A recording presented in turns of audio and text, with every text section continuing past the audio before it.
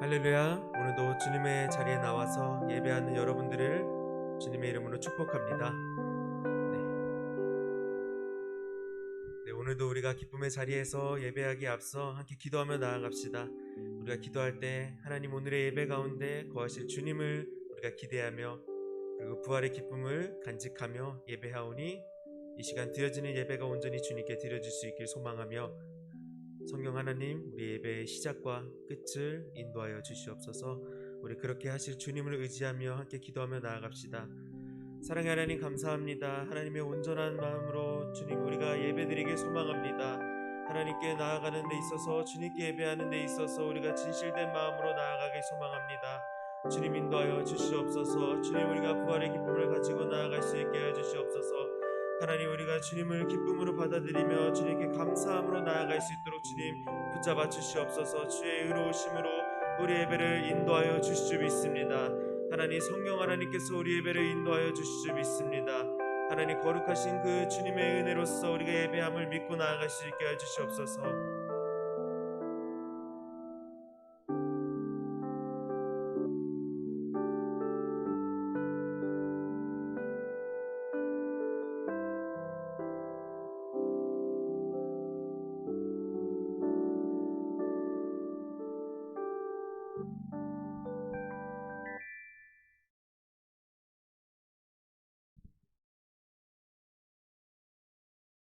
우리 사도신경으로 하나님께 우리의 신앙을 고백하며 나아가겠습니다. 나는 전능하신 아버지 하나님 천지의 창조주를 믿습니다. 나는 그의 유일하신 아들 우리 주 예수 그리스도를 믿습니다. 그는 성령으로 잉태되어 동정녀 마리아에게서 나시고 본디오 빌라도에게 고난을 받아 십자가에 못 박혀 죽으시고 장사된 지 사흘 만에 죽은 자 가운데서 다시 살아났으며 하늘에 오르시어 전능하신 아버지 하나님 우편에 앉아 계시다가 거기로부터 살아있는 자와 죽은 자를 심판하러 오십니다. 나는 성령을 믿으며 거룩한 공교회와 성도의 교제와 죄를 용서받는 것과 몸의 부활과 영생을 믿습니다. 아멘.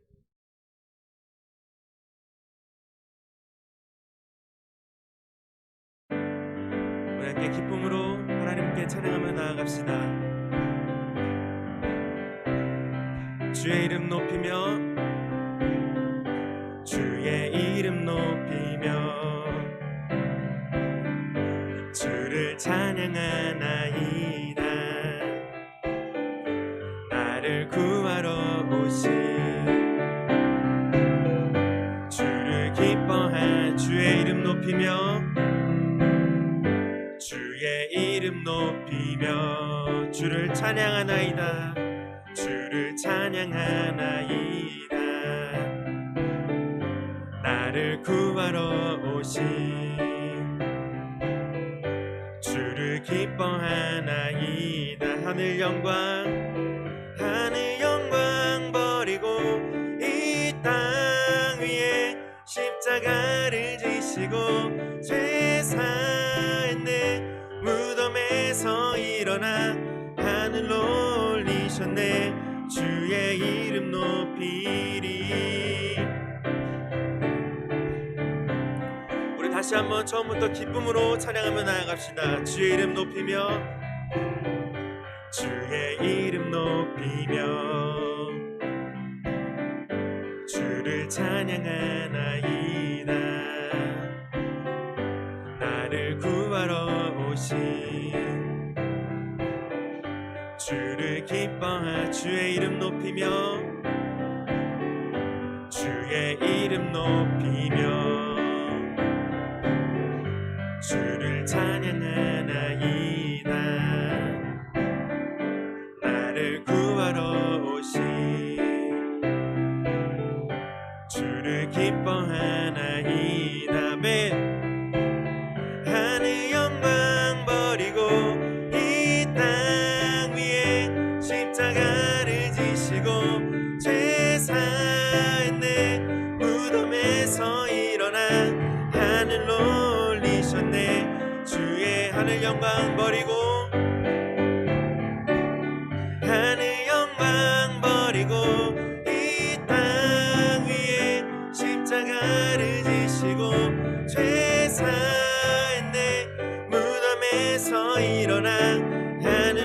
건너 찬양합시다. 하늘 영광 버리고 이 땅에 오신 예수님을 찬양합니다.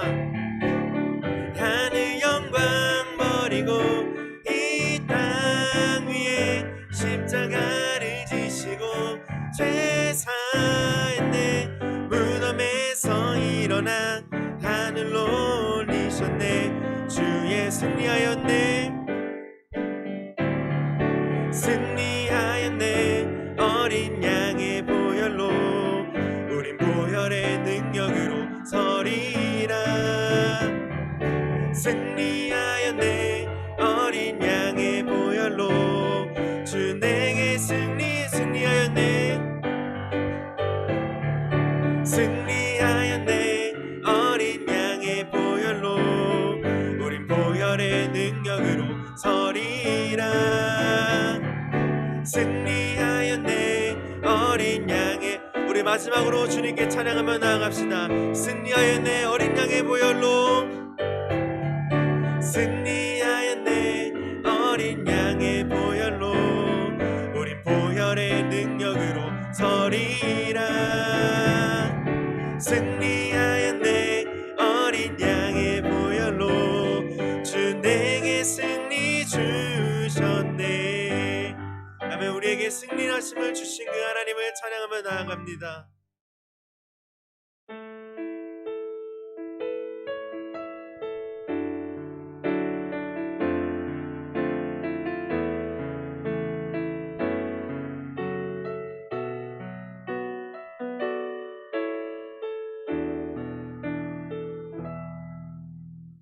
긴 어둠 속에 영광의 빛 잃고 죄와 절망의 탄식 소리만 있네. 주의 사랑은 여전히 날 기다리시며 날 부르시네. 하나님은 나의 꺼지지 않는 등불이시니 주는 나의 빛 구원이시니 내가 누구를 두려워하리. 주가 찾으시는 종이 되어 나는 주만 섬기리. 주는 나의 소망 되시니 작은 자의 어둠 밝히시리. 소망 잃어버린 이 땅 위에 주의 영광 비추리. 주와 함께 우리 어둠 가운데 빛으로 오신 그 예수 그리스도를 기억하며 다시 한번 찬양할 때 우리가 기쁨으로 감사함으로 찬양하며 나아갑시다.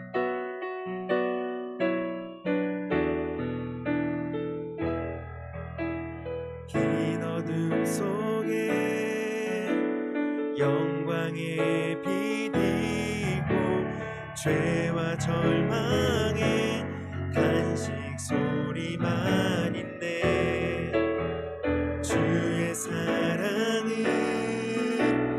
여전히 날 기다리시며 날 부르시네.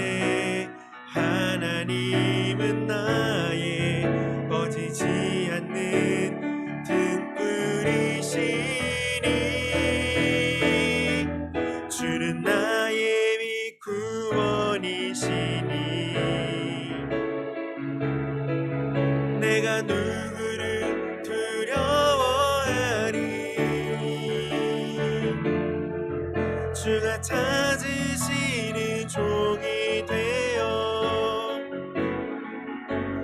나는 주만 섬기리. 주는 나의 힘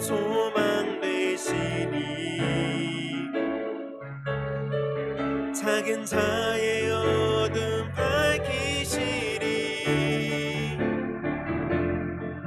소망 잃어버린 이 땅 위에 주의 영광 비추리 주와 함께. 예수 그리스도께서는 이 땅의 어둠에서 그 작은 빛의 희망으로 오셨습니다. 그 예수님의 그 광명함에 그 빛에 놀라 숨은 무리들은 아직까지도 우리일지도 모릅니다. 우리가 그 예수님의 빛에 놀라서 등을 돌리고 그 그림자에 숨어있는 자들일지도 모릅니다. 하지만 예수 그리스도의 그 빛에선 그림자가 없습니다. 하나님의 그 환한 빛에서는 그림자가 없음을 믿습니다. 하나님의 그 빛의 보호하심 아래 살아가는 우리들에게 오직 믿을 뿐, 하나님 안에 믿으면 우리가 강한 힘으로써 예수 그리스도의 승리하심을 믿고 이 세상을 살아갈 줄 믿습니다. 여러분들 지금 시험 기간, 그리고 또 고등학교 3학년 친구들은 또 수능이 남아 있습니다. 아직 멀게만 느껴질 수 있겠지만 그럼에도 금방 다가올 현실입니다. 우리가 그럼에도 불구하고 하나님께 이렇게 나와 예배하는 것은 하나님께서 이 세상을 주관하시기 때문에, 우리를 주관하시기 때문에, 우리를 창조하셨고 우리를 인도하시기 때문에, 그리고 우리가 하나님께 예배해야 되기 때문에 이 자리에 나와 예배하는 줄 믿습니다. 우리 이 시간 기도할 때 하나님을 믿는 믿음으로 나아갈 수 있게 우리에게 믿음을 허락하여 주시옵소서. 우리에게 믿음을 허락하여 주셔서 예수 그리스도의 승리하심을 믿고 우리가 빛의 자녀로서, 어둠의 자녀가 아닌 빛의 자녀로서 나아갈 수 있는 주님의 자녀들 될 수 있도록 우리 그렇게 하신 하나님 의지하며 기도하며 나아갑시다. 사랑의 하나님 감사합니다. 주님께서 우리를 기다리시며 하나님은 등불이시며 하나님은 우리의 등대되심을 믿고 나아갑니다. 긴 어둠 속에서라도 주님의 빛을 보며 나아가오니 하나님 우리를 인도하여 주심을 믿고 나아갈 수 있게 해주시옵소서. 그렇게 하실 주님 의지하며 나아가오니 우리에게 믿음을 허락하여 주시옵소서. 믿음이 없이는 우리는 아무것도 할 수는 없음을 아니 하나님의 인도하심을 믿고 나아가오니 주님 우리에게 두려움 없이 나아갈 수 힘을 주시고, 우리가 세상 가운데서 고통받고 힘들지라도 주님의 빛을 믿고 나아가는 주님의 자녀들로서, 빛의 자녀로서 나아가오니 하나님 우리를 믿음으로 붙잡아 주시며 우리 또한 주님을 믿는 믿음 가지고 나아갈 수 있는 주님의 자녀 될 수 있도록 인도하여 주시옵소서.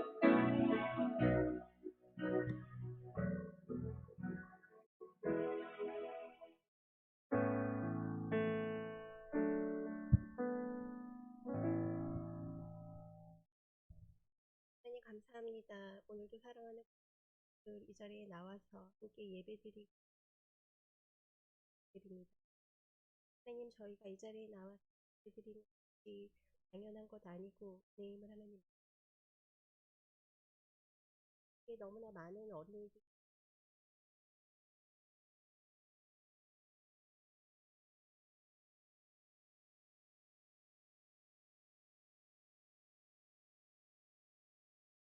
저희가 뉴스를 보는 이런 모든 소식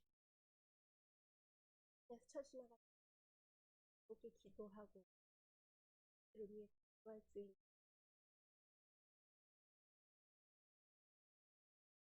아니 지금은 중간고사 기간이 이제 시작됩니다. 학생들로서 지혜가 필요하다.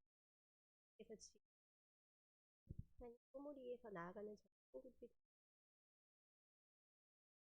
과와 숫자에 만족하기 위해 그 과정에 하나님께 함께 기도할 수 있도록 이 자리에 나와서 말씀을 듣고 기도를 듣고 만날 수 있는 귀한 시간이 오늘도 함께 합니다.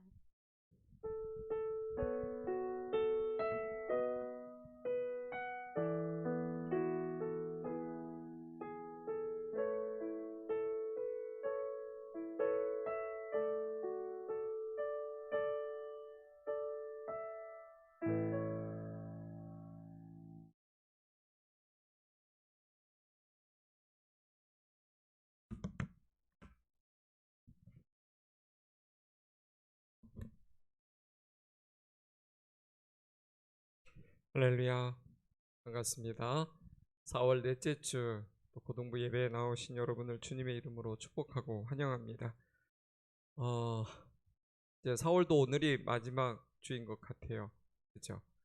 네, 저희가 이제 다음 주 5월 5일 되면 어린이날이면서 24절기로는 이제 입하죠. 입하. 여름 냄새가 나는 그런 시즌이다. 여름이 이제 본격적으로 찾아온다. 그런 실록의 계절이 다가왔다라고 해서 24절기에 입하라고 부릅니다. 그렇게 벌써 4월을 지나서 또 5월을 향해 가고 있습니다.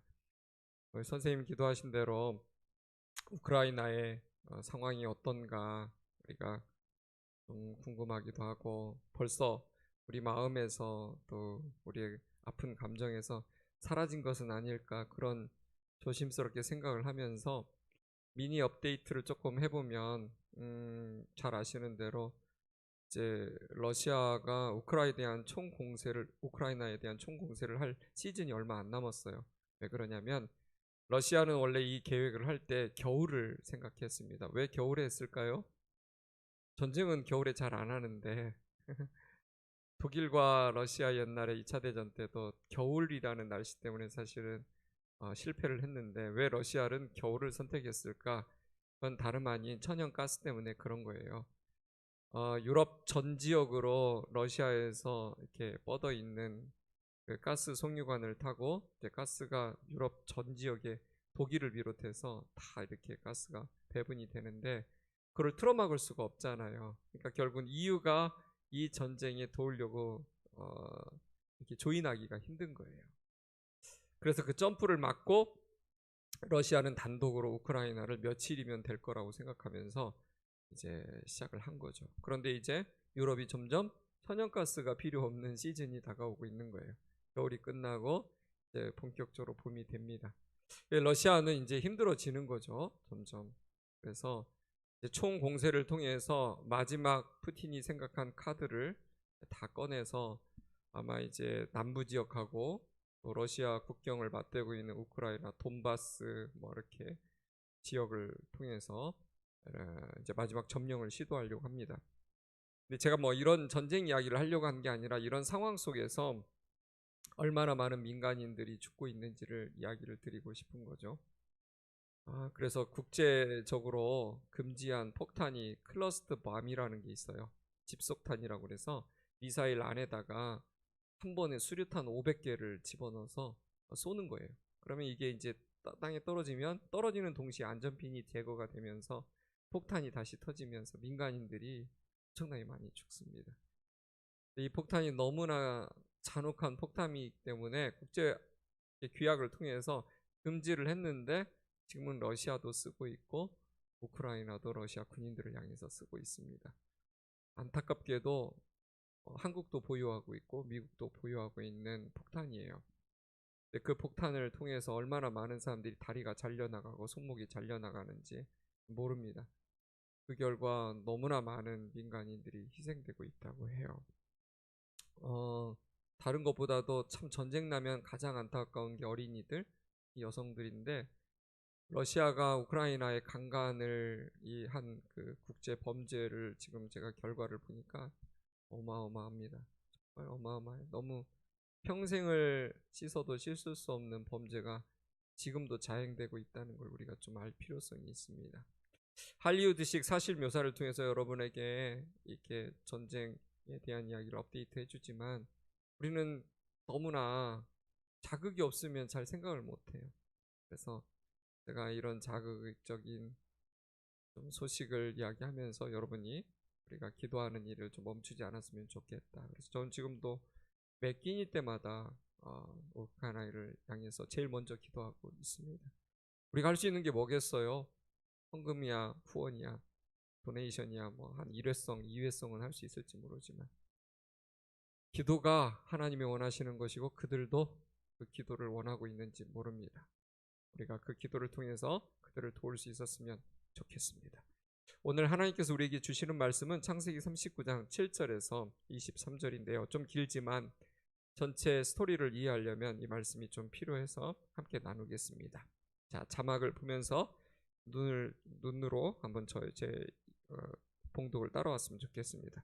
그 후에 그의 주인의 아내가 요셉에게 눈짓하다가 동침하기를 청하니 요셉이 거절하며 자기 주인의 아내에게 이르되 내 주인이 집안의 모든 소유를 간섭하지 아니하고 다 내 손에 위탁하였으니 이 집에는 나보다 큰 이가 없으며 주인이 아무것도 내게 금하지 아니하였어도 금한 것은 당신뿐이니 당신은 그의 아내임이라. 그런즉 내가 어찌하여 이 큰 악을 행하여 하나님께 죄를 지으리이까. 여인이 날마다 요셉에게 청하였으나 요셉이 듣지 아니하여 동침하지 아니할 뿐더러 함께 있지도 아니하니라. 그러할 때 요셉이 그의 일을 하러 그 집에 들어갔더니 그 집 사람들은 하나도 거기에 없었더라. 그 여인이 그의 옷을 잡고 이르되 나와 동침하자. 그러나 요셉이 자기의 옷을 그 여인의 손에 버려두고 밖으로 나가매 그 여인이 요셉이 그의 옷을 자기 손에 버려두고 도망하여 나감을 보고 그 여인의 집사람들을 불러서 그들에게 이르되 보라 주인이 히브리 사람을 우리에게 데려다가 우리를 희롱하게 하는도다. 그가 나와 동침하고자 내게로 들어오므로 내가 크게 소리 질렀더니 그가 나의 소리 질러 부름을 듣고 그의 옷을 내게 버려두고 도망하여 나갔느니라 하고 그의 옷을 곁에 두고 자기 주인이 집으로 돌아오기를 기다려 이 말로 그에게 말하여 이르되 당신이 우리에게 데려온 히브리 종이 나를 희롱하려고 내게로 들어왔으므로 내가 소리질러 불렀더니 그가 그의 옷을 내게 버려두고 밖으로 도망하여 나갔나이다. 그의 주인이 자기 아내가 자기에게 이르기를 당신의 종이 내게 이같이 행하였다 하는 말을 듣고 심히 노한지라. 이에 요셉의 주인이 그를 잡아 옥에 가두니 그 옥은 왕의 죄수를 가두는 곳이었더라. 요셉이 옥에 갇혔으나 여호와께서 요셉과 함께 하시고 그에게 인자를 더하사 간수장에게 은혜를 받게 하시매 간수장이 옥중 죄수를 다 요셉의 손에 맡김으로 그 재반 사물을 요셉이 처리하고 간수장은 그의 손에 맡긴 것을 무엇인지 살펴보지 아니하였으니 이는 여호와께서 요셉과 함께 하심이라. 여호와께서 그를 범사에 형통하게 하셨더라. 아멘. 오늘 말씀은 좀 19금에 해당하는 내용이긴 해요. 그런데 이 말씀이 생각보다 디테일하게 아주 자세하게 기술이 되어 있는데 이 말씀을 읽고 나눌 때 우리가 배워야 될 게 있다라는 거죠. 모든 인생은요, 이 하나님께서 말씀하신 길을 가다 보면은 이제 믿음의 길이죠. 고난이 있습니다. 고난 총량의 법칙이라는 말 들어본 적 있어요. 누구에게나 고난이 어느 정도는 정해져 있다라는 거예요. 그거를 10대 때 겪든지 20대에 겪든지 30대에 겪든지 어쨌든 우리의 인생 전반에 걸쳐서 그 고난을 우리가 겪게 된다는 겁니다. 근데 두 가지 고난이 크게 있는데 첫 번째 고난은 폭풍같이 오는 고난입니다. 진짜 겉으로 봐도 고난이고 안으로 봐도 고난이에요. 근데 두 번째 고난은 뭐냐면 너무너무 부드러워서 고난같이 보이지 않는데 그런데 그 속에는 첫 번째 고난보다 더 무서운 가시가 담겨있는 위장된 고난이 있다는 거예요. hardship, disguised as a thorn 이렇게 말할 수 있겠죠. 가시가 가득 담겨 있는 것으로 위장된 고난이라는 거예요. 겉은 너무너무 이제 꽃과 같은데 첫 번째 형태의 고난은요 폭풍처럼 맹수처럼 우리의 삶을 다가와서 산산이 부수어 놓습니다.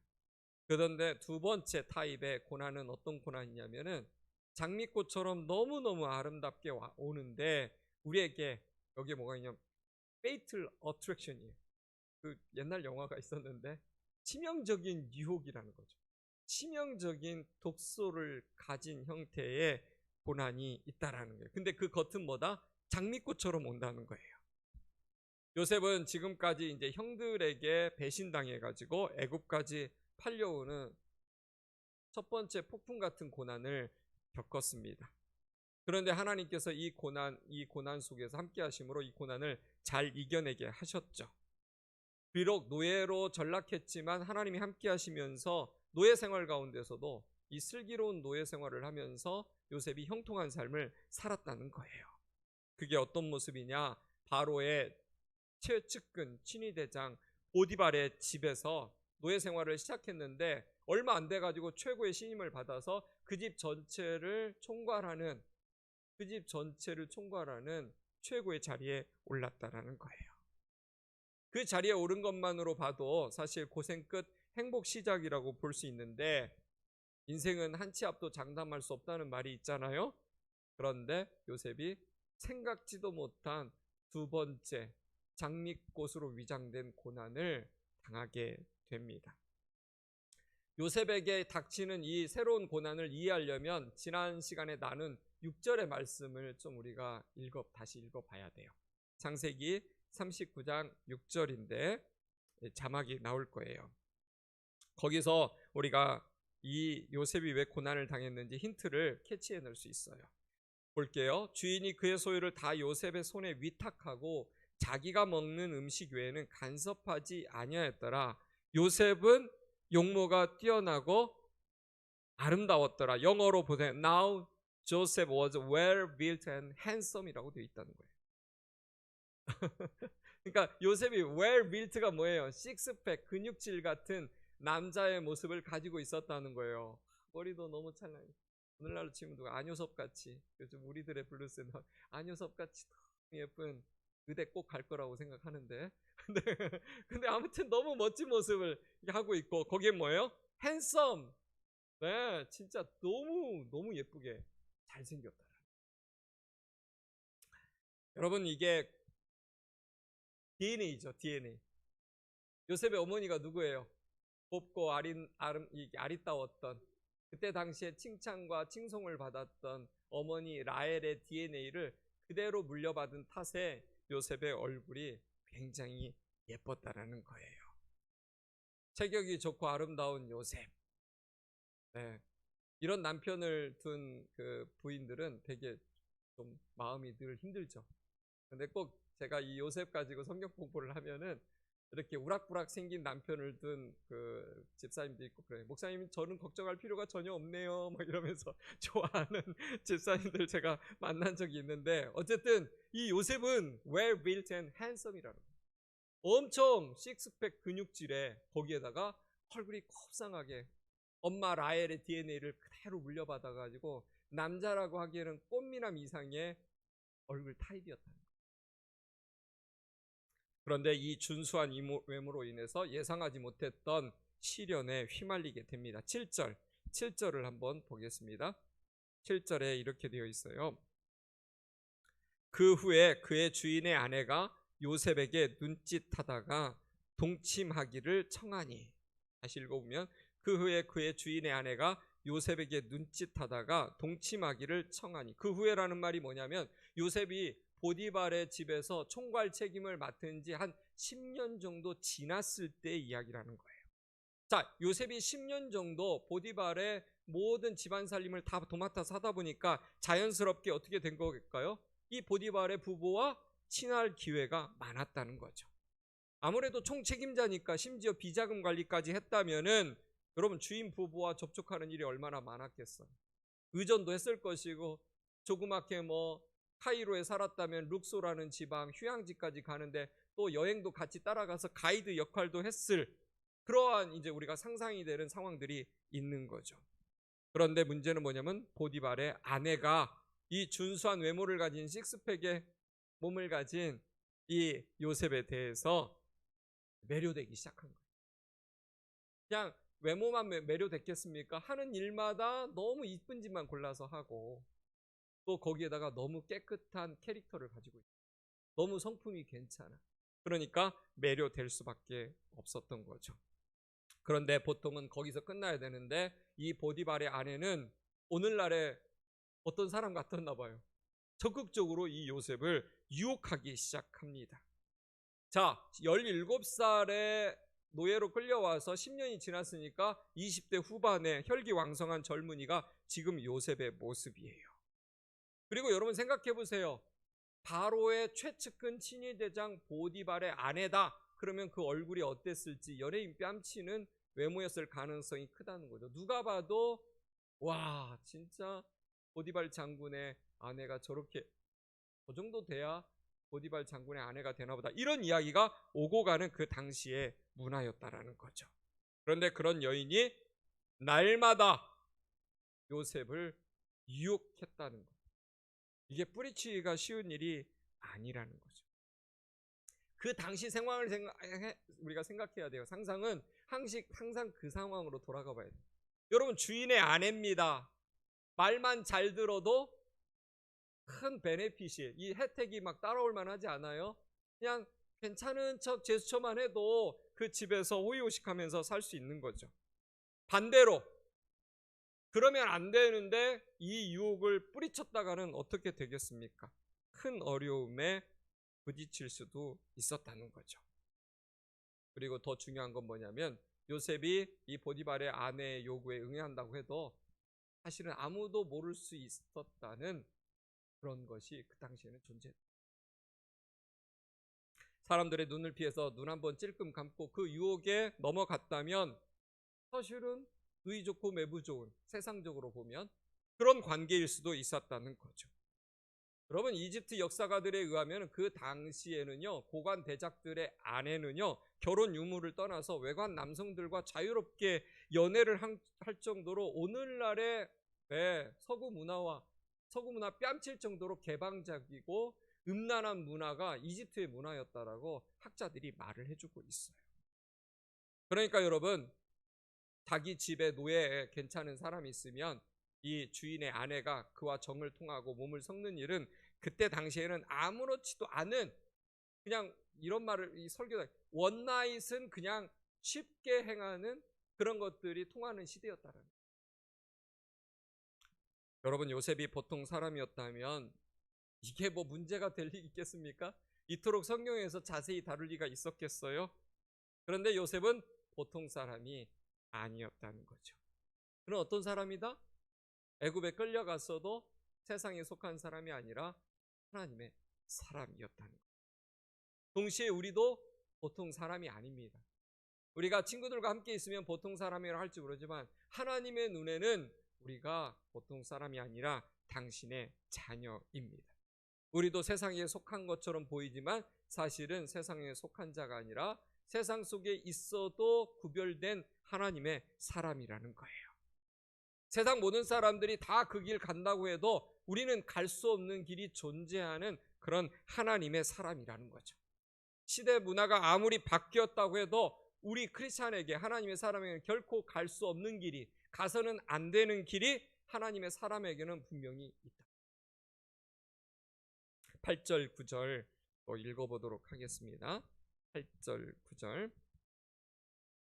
요셉이 거절하며 자기 주인의 아내에게 이르되 내 주인이 집안의 모든 소유를 간섭하지 아니하고 다 내 손에 위탁하였으니 이 집에는 나보다 큰 이가 없으며 주인이 아무것도 내게 금하지 아니하였어도 금한 것은 당신뿐이니 당신은 그의 아내임이라. 그런즉 내가 어찌 이 큰 악을 행하여 하나님께 죄를 지으리까? 이 주인집 마님의 요구를 거절하면서 요셉이 거절할 수밖에 없는 두 가지 이유를 들었어요. 첫 번째는 뭐예요? 나를 믿고 이 집안 살림의 총괄을 맡긴 당신의 남편의 신의를 내가 저버릴 수 없다라는 거예요.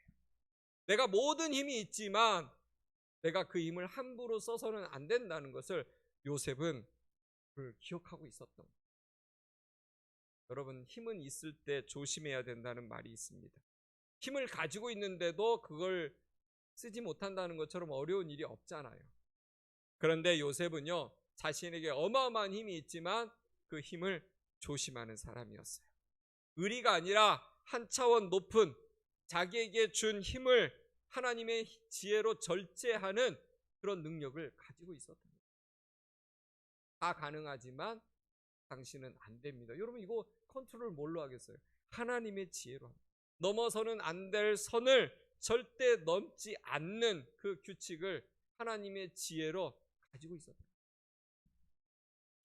우리가 세상에 살면서 사람에 대한 신의도 지켜야 되지만 주어진 힘을 오용해서는 안 돼요. 여러분들이 지금은 17, 18, 19세니까 힘이 크게 없잖아요. 공부 조금 잘해서 학교에서 조금 높임 받는 거. 이제 점점점 거기에 따른 보상이 주어지기 시작하면서 이 여러분의 삶에 힘이 주어지기 시작하는데 힘을 조심해야 됩니다. 두 번째로는요, 요셉은 자기가 하나님 앞에서 죄를 지을 수 없다고 말했어요. 요셉은 항상 하나님 앞에 자기가 살아가고 있다는 사실을 인식하고 사는 사람이었다는 거예요. 호람데오라고 하죠. 항상 하나님 앞에서 내 삶이 하나님 앞에 있다라는 것을 요셉은 늘 인식을 했다라는 거예요. 애굽에는 수많은 신들이 있었지만 하나님은 그 신들과는 차별화된 다른 분이다. 그 하나님이 나와 함께 하신다는 사실을 요셉은 기억하고 있었어요. 그리고 의지적인 믿음의 결단으로 이 유혹을 탁 떨쳐버린 거죠.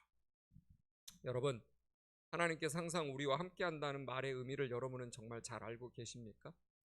하나님이 항상 우리와 함께 한다. 그런데 대부분의 사람들이 어떤 때 이 말씀을 좋아하냐면 사망의 음침한 골짜기를 걸어갈 때만 이 나와 함께 한다는 말, 시험을 앞두고 있을 때, 뭔가를 어려운 걸 통과해야 될 때, 뭔가를 긴장하면서 기다릴 때는 이 말씀 너무너무 좋아합니다. 그런데 문제는 우리가 너무나 달콤한 죄의 유혹을 받을 때는 하나님이 항상 함께 한다는 말이 엄청 부담스럽다는 거예요. 하나님의 눈 앞에 내가 있다면 커튼을 쳐버리고 싶은 마음이 우리에게 든다라는 거죠. 그런데 요셉은 그러지 않았어요. 요셉과 함께 하신 하나님은 요셉을 지키실 뿐만 아니라 동시에 거룩하신 분으로 요셉 앞에 있었던 거예요. 내가 하나님과 함께 하니까, 하나님이 나와 함께 하니까 나는 아무거나 해도 상관없어. 그런 태도가 요셉에게는 없었다는 거예요. 요셉은요, 자신과 동행하시는 하나님이 거룩한 하나님이라는 사실 때문에 그 유혹을 떨칠 수 있습니다. 여러분, 그런 거 있죠? 하나님까지 안 가더라도 여러분, 부모님이 여러분 진짜 사랑할 때, 부모님이 따라올 수 없는 음침한 곳에 있을 때, 친구들과 나쁜 일을 하려고 할 때, 그때 누구의 얼굴이 떠오릅니까? 엄마의 얼굴이 떠오르고 아빠의 얼굴이 떠오르죠. 할머니의 얼굴이 떠오르고 할아버지가 자기 손 잡아주면서 했던 말이 떠오르는 거예요. 그래서 여러분 그 유혹을 떨칠 수 있잖아요. 그런데 이 유혹은요, 이거는 보통 힘으로 할 수 있는 게 아니에요. 요셉은 거룩하신 하나님이 거룩으로 자기와 함께하고 있다는 사실을 인식함으로써 이 유혹을 떨쳐냈던 거예요. 여러분, 이 주인집 보디발의 아내가 유혹을 줬다라는 건 사실 육체 유혹 정도가 아니죠. 그동안 요셉이 10년간 이 집에서 슬기로운 노예 생활을 통해서 쌓아놓은 공든탑이 한꺼번에 무너질 수 있는 시련이기도 했습니다. 이미 요셉은 형들의 배신으로 애굽의 노예로 팔려오는 엄청난 위기도 경험했습니다. 그런데 그거보다 더 한 차원 높고 깊은 이 유혹, 시련이 뭐냐면 이 음란의 유혹이었다는 거예요. 여러분, 한국도 고대 이집트 못지않게 음란이 얼마나 여러분 잘 알 거예요. 이건 얘기하지 않아도 돼요.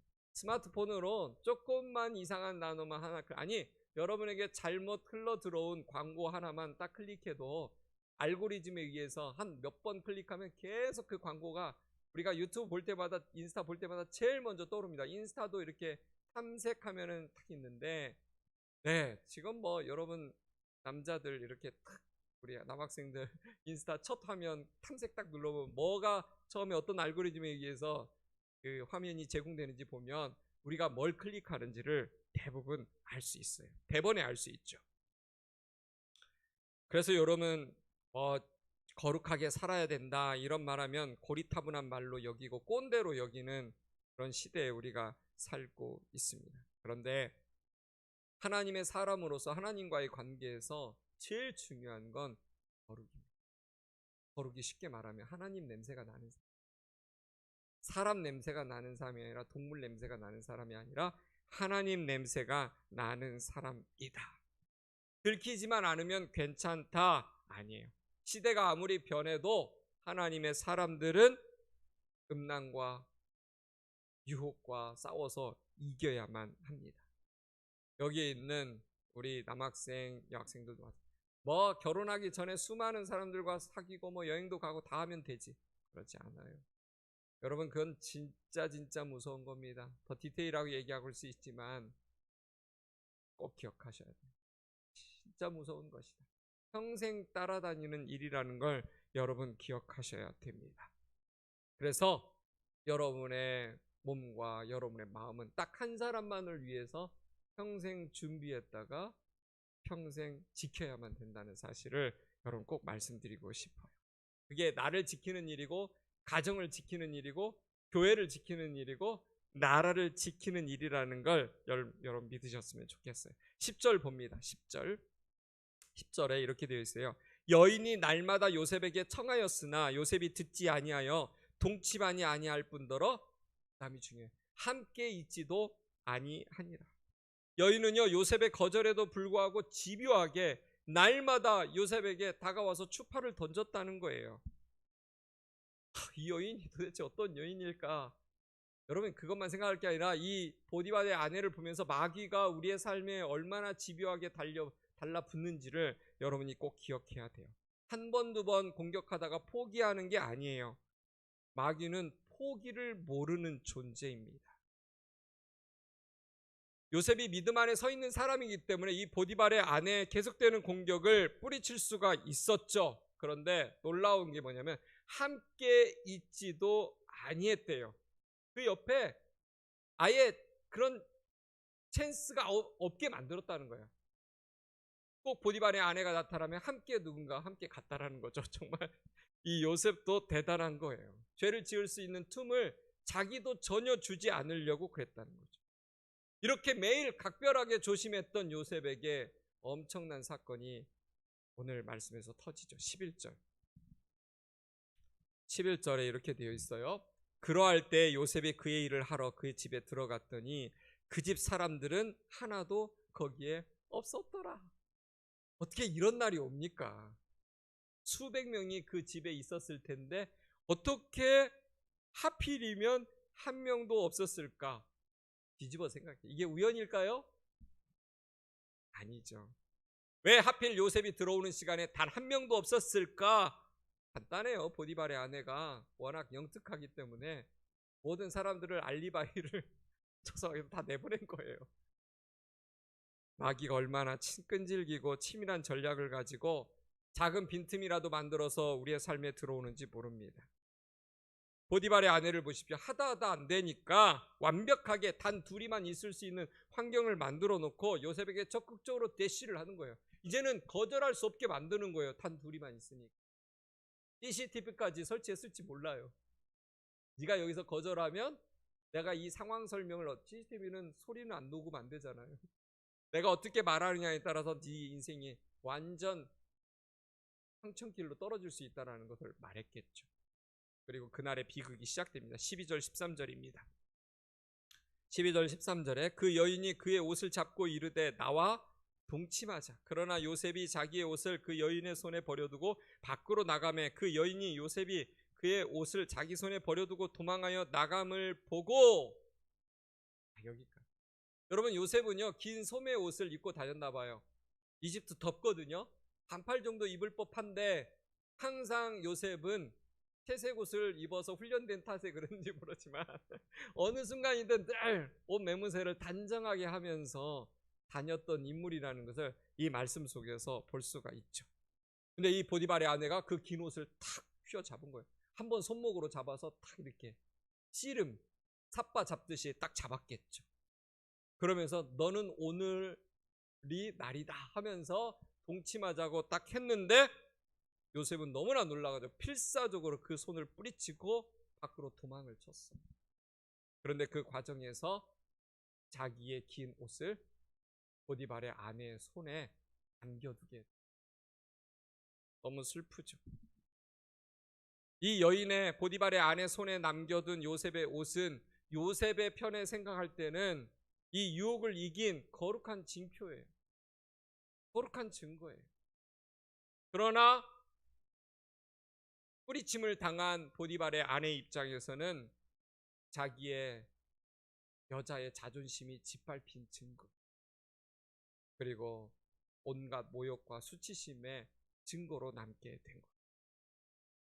결국 요셉을 향한 이 욕망의 이 모든 것들이 이제 증오의 칼로, 미움의 칼로 이 보디발의 아내가 변합니다. 여러분 자기 손에 이제 요셉의 옷이 남아있으니까 이 여인의 머릿속에서 얼마나 빠르게 인텔 칩이 막 엄청나게 빠르게 돌아가면서 요셉을 어떻게 하면 내가 파멸시킬 수 있을까? 자기의 무죄도 입증해야 되니까 결국은 요셉을 파멸로 몰고 가는 플랜을 짜기 시작한 거죠. 여러분, 이 여인이 이래서 무서운 거예요. 이때 이 여인이 온 몸의 힘을 모아가지고 어떻게 하죠? 앙칼진 비명의 소리를 막 지르는 거예요. 아! 나 이거 한번 해보고 싶었는데.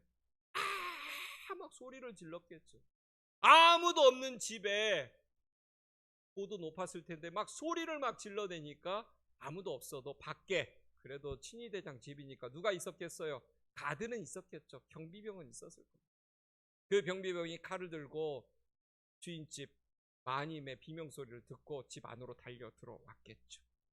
그러면서 막 그 순간에 막 제가 볼 때는 막 머리 막 헝클어뜨리고 막 자기 손으로 막 뾰족한 손으로 막 얼굴 긁고 하면서 자기가 성폭행 당하려고 했다, 미수에 그쳤다 막 그러면서 온갖 알리바이를 만들기 위해서 막 노력을 했겠죠. 14, 15절 보겠습니다. 저는 성경이 이걸 왜 이렇게 자세하게 설명했는지, 저도 이거를 길게 해야 되는 이유를 잘 모르겠지만 한번 보겠습니다. 그 여인의 집사람들을 불러서 그들에게 이르되, 보라, 주인이 히브리 사람을 우리에게 데려다가 우리를 희롱하게 하는도다. 그가 나와 동침하고자 내게로 들어오므로 내가 크게 소리 질렀더니 그가 나의 소리 질러 부름을 듣고 그의 옷을 내게 버려두고 도망하여 나갔느니라 하고. 진짜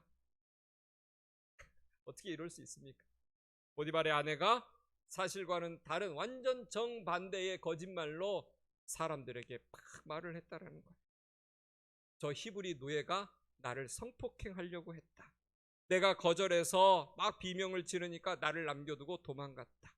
눈 하나 깜빡이지 않고 순식간에 상황을 바꾸어서 거짓말을 팍 늘어놓는 거예요. 여러분, 병사들이 저 멀리 대문 밖에 있다가 달려 들어왔으니까 그 시간에 이 여인이 자기 옷도 막 찢었겠죠. 막 찢고 막 여기도 막 이렇게 막 어느 정도 보이게 하고 막 충분히 안 봐도 비디오예요, 여러분. 이건 자기가 성폭행 당할 뻔했다라는 것을 증명하려면 그런 일을 했을 거라는 거죠. 여러분, 참 너무 슬프죠. 눈도 막 침을 발라가지고 막 눈 여기 막 아이라인도 막 다 지우고 막 했겠죠. 막 모르겠습니다.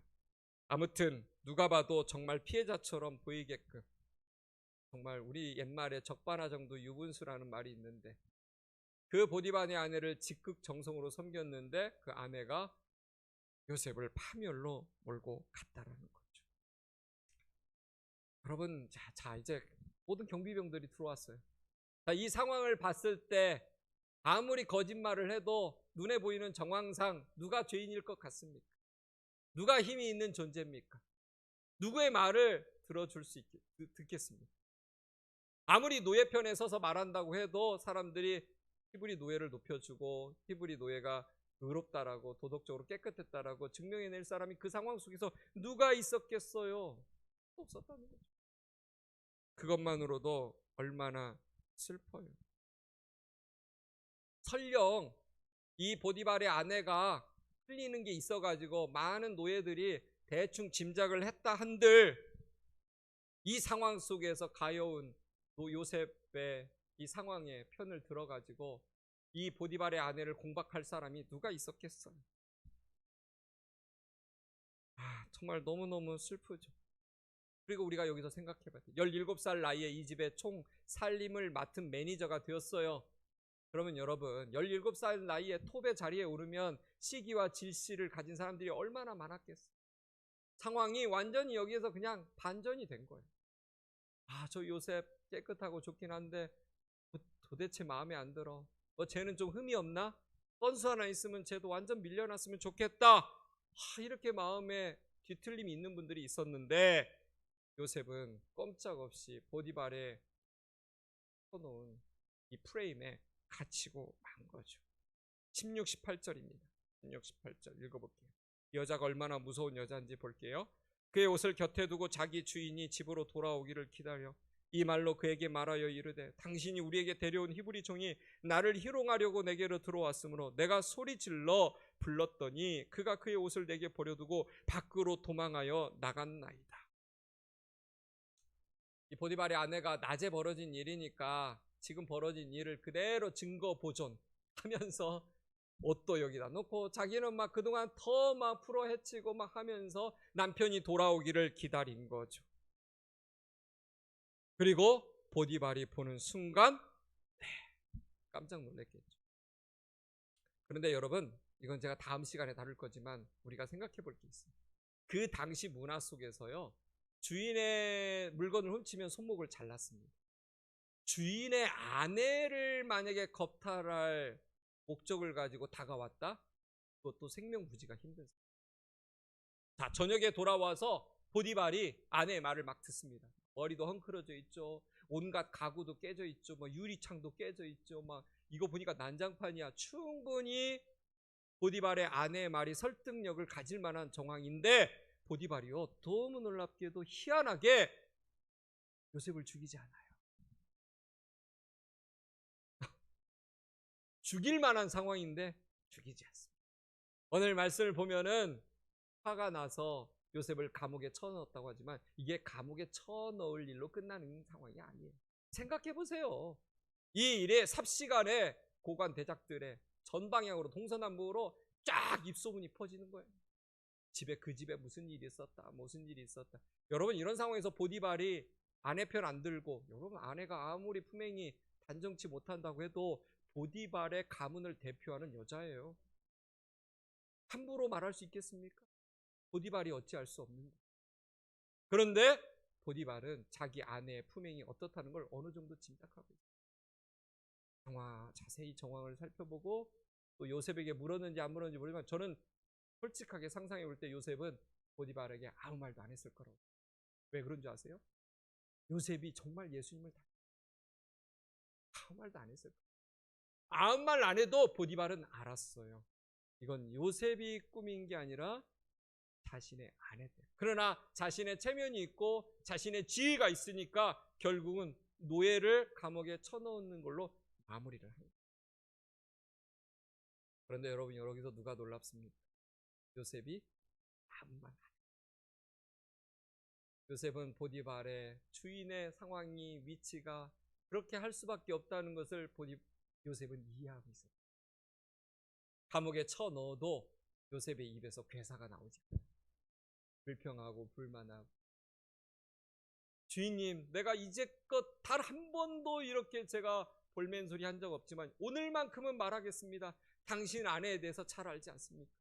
당신이 저 아내를 내쳐야 제가 볼 때는 당신 더 성공합니다. 더 쭉쭉쭉 올라갑니다. 라고 말할 수 있었어요. 그런데 요셉은 말하지 않았다. 그냥 보디발이 처결하는 대로 했습니다. 이게 바로 우리가 요셉을 통해 배울 수 있는 거예요.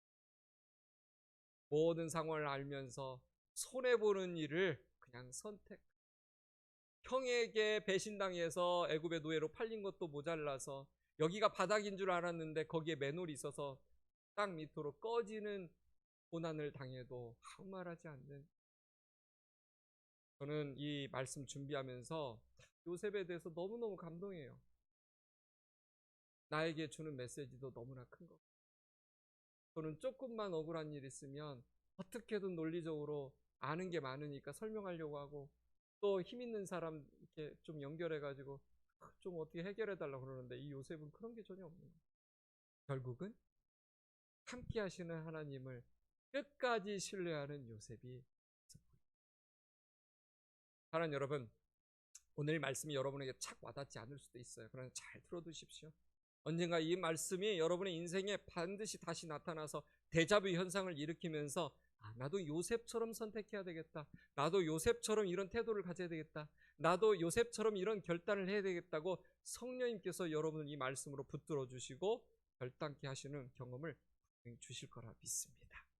여러분은 한영 고등부에 속해 있지만 사실은 이 시대의 21세기 요셉입니다. 요셉 회사에 취직한 것. 요셉의 조셉 컴퍼니의 한 멤버십이라는 걸 기억하고, 하나님이 빚으시는, 하나님이 만드시는 그런 요셉 되기를 다시 한번 주님의 이름으로 축원합니다. 좋으신 하나님, 감사합니다. 오늘도 창세기 39장 7절에서 23절의 말씀을, 다소 나쁘끄러운 이야기도 가득 있었지만 우리가 요셉이 이 상황 속에서 어떻게 반응하고 어떻게 결단했는지, 그리고 억울한 누명을 다시 씀에도 불구하고 다시 추락함에도 불구하고 아무 말도 하지 않는 요셉을 보면서 우리가 배우는 것이 있습니다. 주님이 우리에게 이렇게 깊게 깨닫게 하시려고 이렇게 자세하게 이 에피소드를 소개했는지 모르겠습니다. 하나님, 이 오늘의 이야기 기억하게 하여 주옵소서.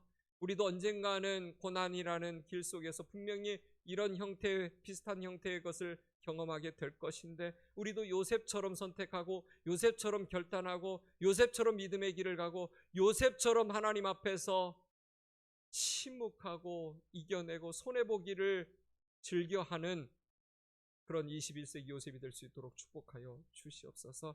그렇게 하실 주님을 신뢰하며 예수님의 이름으로 기도했습니다. 아멘. 헌금하겠습니다.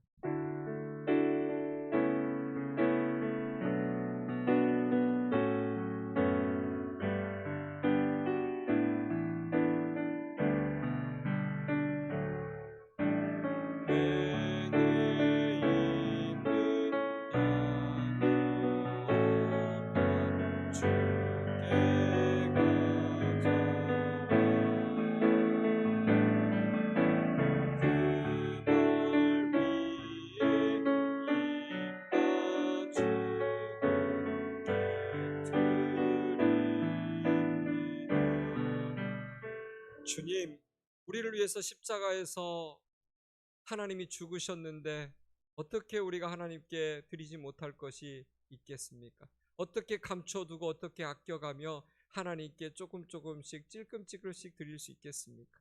몽땅 다 우리의 생명까지도 하나님께 드리는 삶이 마땅한 줄 믿습니다.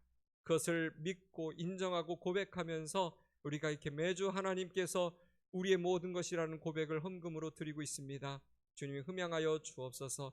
드려진 물질은 하나님의 나라와 의와 또 이 세상 가운데 21세기 요셉이 끊임없이 배출되어지는 일에 사용될 수 있도록 축복하여 주시옵소서. 지금은 우리 주 예수 그리스도의 은혜와 하늘아버지의 한도 끝도 없는 극진하신 사랑하심과 성령님의 교통하심이 요셉이 비록 또다시 추락하는 불안 가운데 있다 할지라도 함께 하신 하나님, 그 거룩의 하나님을 끝까지 신뢰하며 하나님께서 반드시 내 손을 들어주실 거라는 믿음 가운데서 이 고난을 견디는 걸 보면서, 아, 하나님, 저도 요셉처럼 되고 싶습니다라고 고백하는 우리 사랑하는 한영고등부 친구들 머리 위에 이제부터 영원토록 함께 계시기를 간절히 축원하옵나이다. 아멘.